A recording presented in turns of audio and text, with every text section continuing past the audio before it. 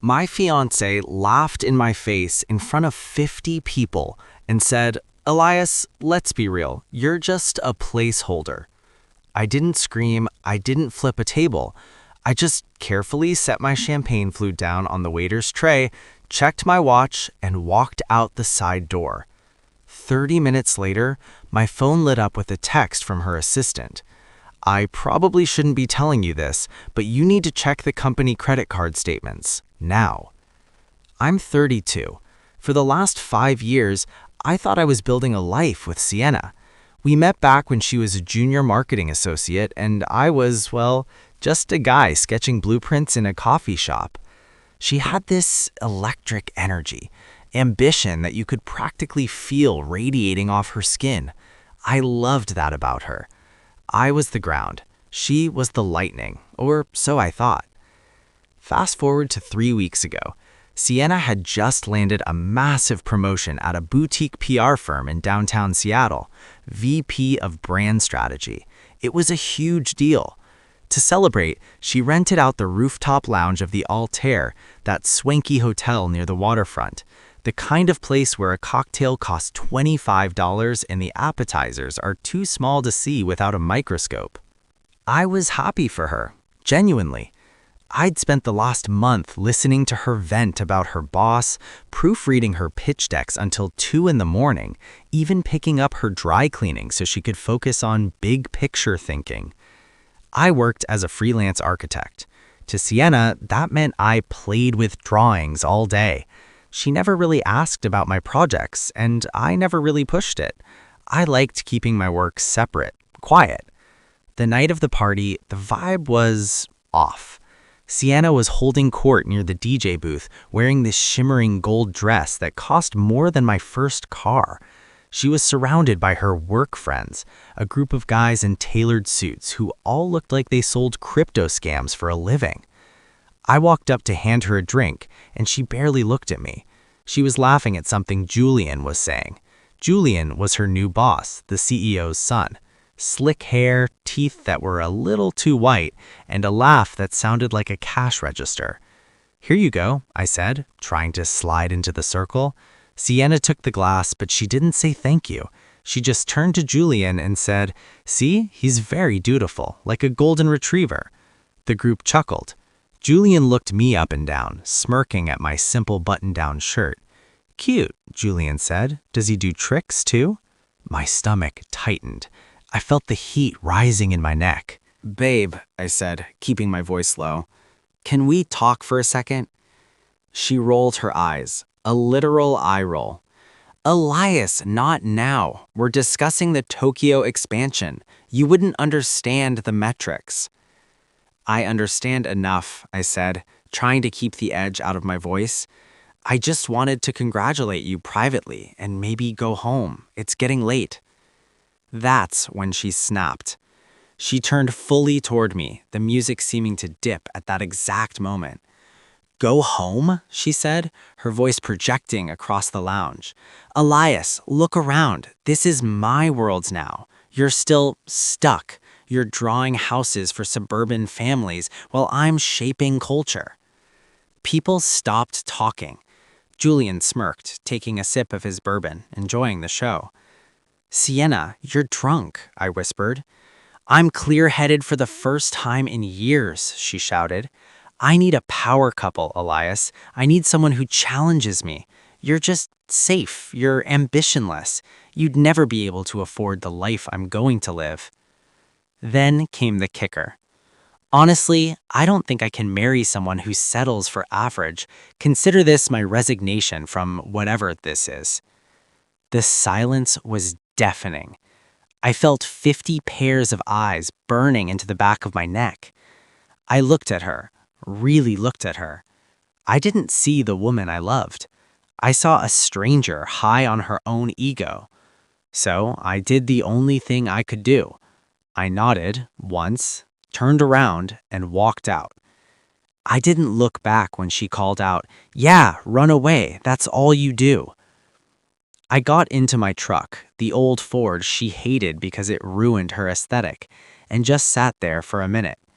My hands weren't even shaking. I felt cold, numb. That's when the text from her assistant, a nice girl named Maya, came through. Check the credit card statements. I opened the banking app on my phone. We had a joint account for household expenses, mostly for the mortgage on the condo I had bought 3 years ago. Sienna was supposed to be contributing 30%, but she'd been short the last few months. I scrolled through the transactions, and then I stopped breathing. The Onyx Room, $400. Men's Luxury Watch Boutique, $3,000. Hotel W, Weekend Stay, $800. These weren't household expenses, and they definitely weren't for me. That weekend at the W Hotel, she told me she was at a leadership retreat in Portland. I drove home, packed 2 bags, grabbed my laptop and my dog, Buster, and left the keys to the condo on the counter with a note that just said, "It's all yours. Good luck with the mortgage." See, there was something Sienna forgot, or maybe something she never bothered to learn because she was too busy talking about herself. I wasn't just drawing houses. I own a minority stake in a development firm, a firm that had just closed a deal to redevelop, wait for it, the entire city block where her PR firm's office was located. I spent the next week at my brother's cabin up north. No signal, no social media, just fishing and thinking. When I finally turned my phone back on, it nearly exploded. 47 missed calls from Sienna, 12 voicemails, hundreds of texts. I didn't listen to them. Instead, I called my banker. Then I called Maya, her assistant. "Maya," I said, "tell me everything." "It's bad, Elias," she whispered. "Julian, the guy she was flirting with, he's not just her boss. They've been sleeping together for 3 months. That watch she bought, it was for him. He wears it to the office every day." I felt a sharp pang in my chest, but it was quickly replaced by anger. Pure, clean anger. "But that's not the worst part," Maya continued. "Julian fired her this morning." "What?" I asked, genuinely shocked. "She just got promoted." Yeah, apparently the company is downsizing, and since Sienna was the newest VP and her performance metrics were mostly fluff, she was the first to go. Julian told her it was just business and had security escort her out. He literally ghosted her the second she lost her title. I almost laughed. The irony was too rich. She left me for a power move only to get checkmated by the guy she cheated with. "Where is she now?" "She's at the condo, I think. She's been freaking out because, well, she can't pay the mortgage alone." Ah, the mortgage. See, the condo was in my name. Sienna was just an occupant on the paperwork. I paid the mortgage. She paid for utilities and groceries, which, judging by the bank statements, she had been using to fund her affair with Julian. I drove back to the city. When I walked into the apartment, it was a disaster. Clothes everywhere, wine bottles on the counter. Sienna was sitting on the floor, crying into a pile of designer throw pillows. She looked up, her mascara running down her face. "Elias," she scrambled up. "Oh my God, where have you been? I've been so worried. You just disappeared." "I was giving you space," I said calmly, "to pursue your trajectory." She flinched. Then she tried to switch tactics. She walked over, trying to touch my arm. "Look, I was drunk. I didn't mean what I said. The pressure, the stress, it just got to me. And Julian, he manipulated me. He promised me the world and then threw me away." "So you're only here because he dumped you?" I asked. No, Elias. I realized I made a mistake. We are the power couple. You ground me. I need you." "You need my money," I corrected, "because you're unemployed now, and you spent all your savings on a $3,000 watch for a guy who fired you." Her face went pale, ghost white. I can explain that. It was a strategic gift for networking." "Networking," I repeated. "Is that what we're calling adultery now?" I tossed a manila envelope onto the coffee table. It landed with a heavy thud. "That's an eviction notice. 30 days. Legally, since you never signed the lease agreement I asked you to sign a year ago, you're a guest, and guests can be asked to leave." "You can't do this," she shrieked. "I just lost my job. I have nowhere to go. My parents sold their house. I can't go back there." You should have thought about that before you humiliated me publicly. You wanted a man with ambition, while my ambition is to live a life free of liars. Update 2. It's been 2 months. Sienna moved out on day 29. She took the toaster, the blender, and weirdly, the shower curtain, but she left the engagement ring I had hidden in the sock drawer. She never even knew it was there. I sold the ring last week, used the money to buy a new boat for the cabin. Here is the sweetest part, the cherry on top. Remember how I said my firm was redeveloping her office block? Julian's company, the PR firm, they were leasing that space. When the building ownership changed hands, we decided not to renew their commercial lease. We wanted to turn the space into a community arts center. I was in the meeting when the news was delivered. Julian was there, looking sweaty and desperate. He tried to charm the board, tried to drop his dad's name. Then he saw me sitting at the end of the table. "Elias?" he stammered, adjusting his tie nervously.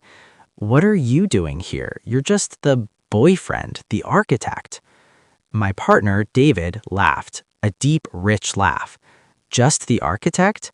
Elias is the lead investor on this project, Julian. He owns the building. In fact, he owns the chair you're sitting in right now." The look on Julian's face was worth every single painful moment at that rooftop party. He looked like he'd swallowed a lemon whole. "Can't we work something out?" Julian asked, his voice trembling. "I can offer you equity." I leaned forward. "Julian, I don't want your equity. I don't want your trajectory. I want you out by Friday. Oh, and nice watch. It looks expensive." They have to vacate by next week. Julian's daddy is apparently furious and is pulling funding for Julian's little ventures. As for Sienna, Maya told me she's working as a receptionist at a car dealership in Tacoma. It's a job, honest work, but definitely not the power couple lifestyle she was screaming about.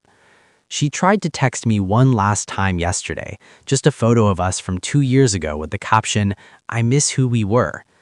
I didn't block her. I just replied, "You missed who I was, and now you missed the boat." Last night, I was sitting on my balcony looking out at the city skyline. My dog, Buster, rested his head on my knee. I realized something.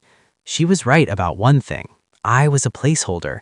I was holding the place for the life I was actually meant to have, a life without drama, without pretense, and without her. And honestly, the view from here is pretty spectacular.